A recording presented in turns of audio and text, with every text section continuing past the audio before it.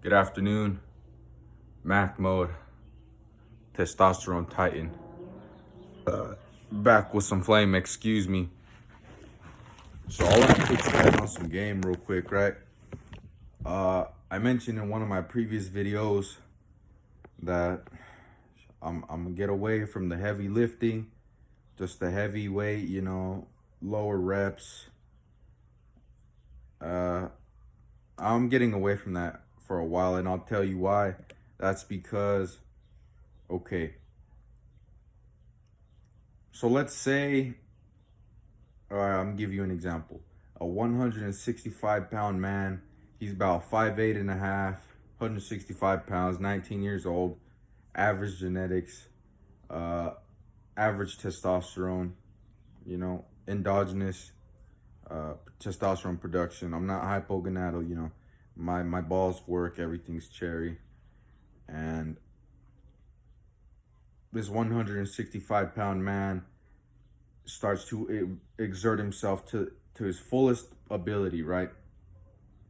And when you're chasing the strength gains, all you're really doing is recruiting all of your muscle fibers to contract very explosively at once, and you're not really trying to build muscles. What I'm trying to say, you're chasing the central nervous system gains, I guess, because the strength training will put a lot of stress on your central nervous system. So very heavy squat, very heavy deadlift, relatively. A very heavy can be subjective. I consider this very heavy. You consider this very heavy. Two completely different things. But as I was saying, yeah, very heavy bench press, very heavy overhead press, barbell row, you know, things like that. They put a lot of stress on your body in general, and well, yeah, and it's not really too good for longevity you know, um, if you're not built for strength. You know what I'm saying? A lot of things could play part.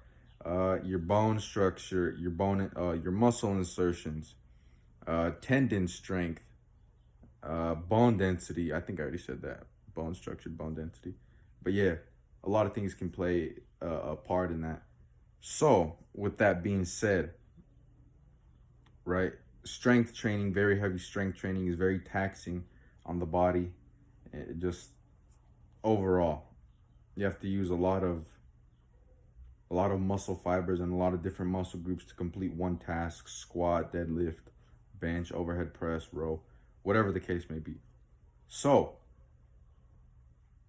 there's one coin, and on the other side of that coin is hypertrophy training, stretching the muscle, the the fascia. The fascia is I think it's a little coating that goes over the muscle, and the more this sign both the things that I'm talking about right now are scientifically backed, right? So you feel a muscle with enough blood that the fascia will expand, and after you're done with your pump, after you get all these little micro tears, you will build muscle, right? So it's two completely different objectives, right? And I'm telling you these two things in particular for a reason.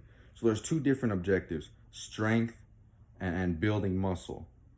A bigger muscle is not always a stronger muscle. A stronger muscle is not always the biggest muscle. You know what I'm saying?